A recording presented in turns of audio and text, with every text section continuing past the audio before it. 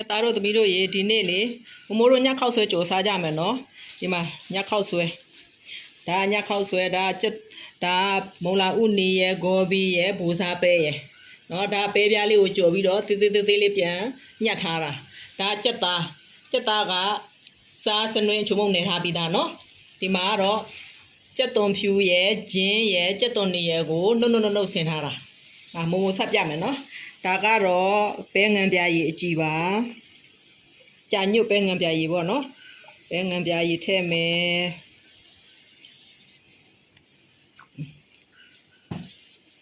ပြီးငံပြားရည်ထည့်မယ်ငံပြားရည်တော့နော်ပြီးရင်တကြားလေးထည့်မယ်ဒီမှာတကြားအလောက်ထည့်မယ်ဒီမှာတကြားပြီးရင်အချိုမုတ်လေးနည်းနည်းထည့်မယ်နော်ဒီမှာချုံမုတ်ဟုတ်ပြီရောနေလိုက်မယ်နော်အဲ့ဒါသမအရင်ကျူနေထားလိုက်တာ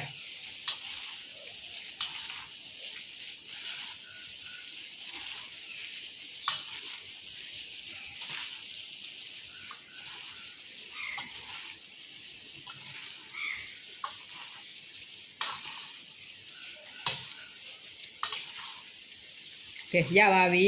အဲ့ဆိုဒေဦးတယ်မယ်နော်ဒေဦးလေးတည်လိုက်ပါပြီဒေဦးလေးကလေခုနကတော့ပဲပြားကြော်ထားတဲ့စီလေးပြန်သုံးတယ်နော်ကဲစီလေးချက်ပြီဆိုရင်နှုတ်ဆင်ထားတဲ့ကြက်သွန်ဖြူနီချင်းထည့်မယ်နော်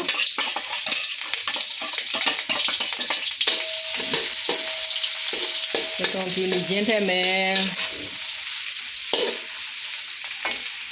စနွေးလေးနည်းနည်းထည့်မယ်အရောင်လေးလှဝါရအောင်လို့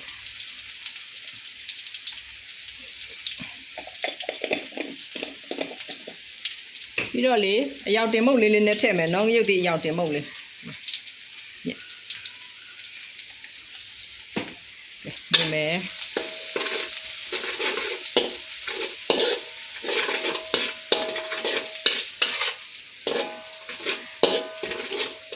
ဒီကျန်တဲ့လေးမွေးနာပဲ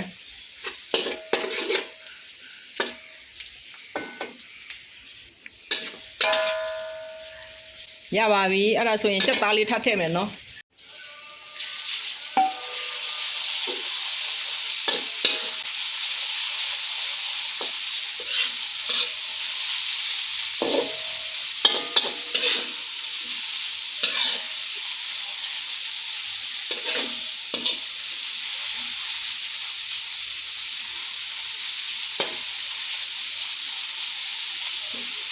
ပုံလေးခဏအုပ်ထားလိုက်မယ်ကြက်သား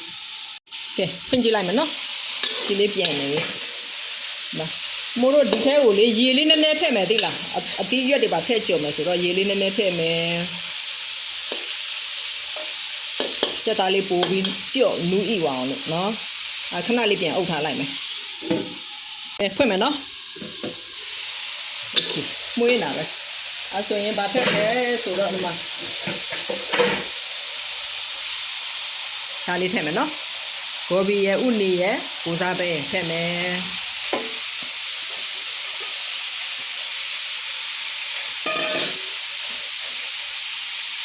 သူ့ကိုထည့်နေတော့မှလေပဲငံပြားရည်အကြည့်နည်းနည်းထည့်မယ်ဒီလား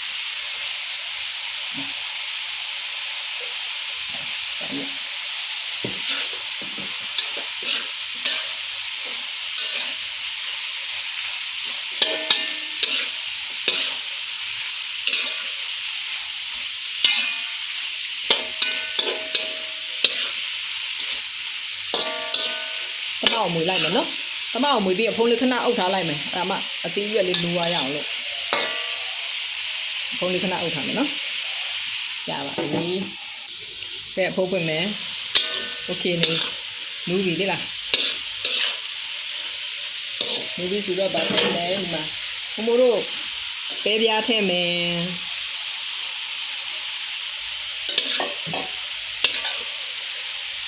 ပဲပြုတ်ထည့်ပါမယ်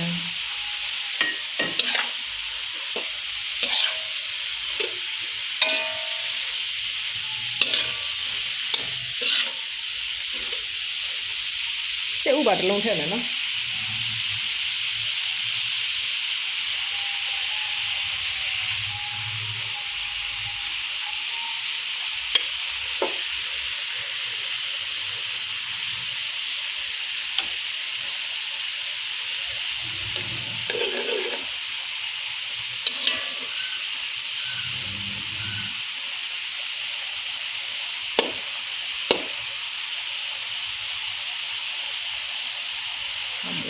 ချက်လိုက်မှာချက်ဦး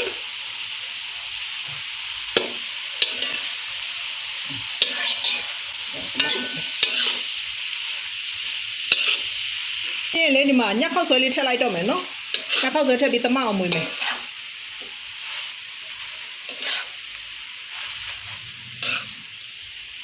ငါညက်ခောက်ဆွဲကြော်တရားနဲတာမဟုတ်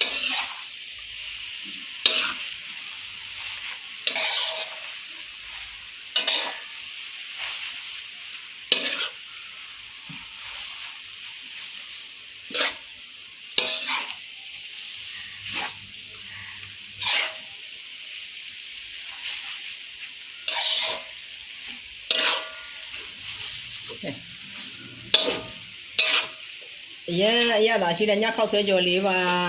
ဒီမှာတမအောင်မွေးပြီးရတာလေးနည်းနည်းမြည်ကြည့်လိုက်မိုးတို့ခနဲ့ကအကုန်လုံးထည့်ထားတယ်ဆိုတော့လေရတော့ပဲတမအောင်မွေးမယ်နော်တမအောင်မွေးပြီးရင်ဗာထည့်ရမလဲဆိုတော့တရုတ်မဆလာနည်းနည်းထည့်လိုက်မယ်ဟိုမှာတရုတ်မဆလာ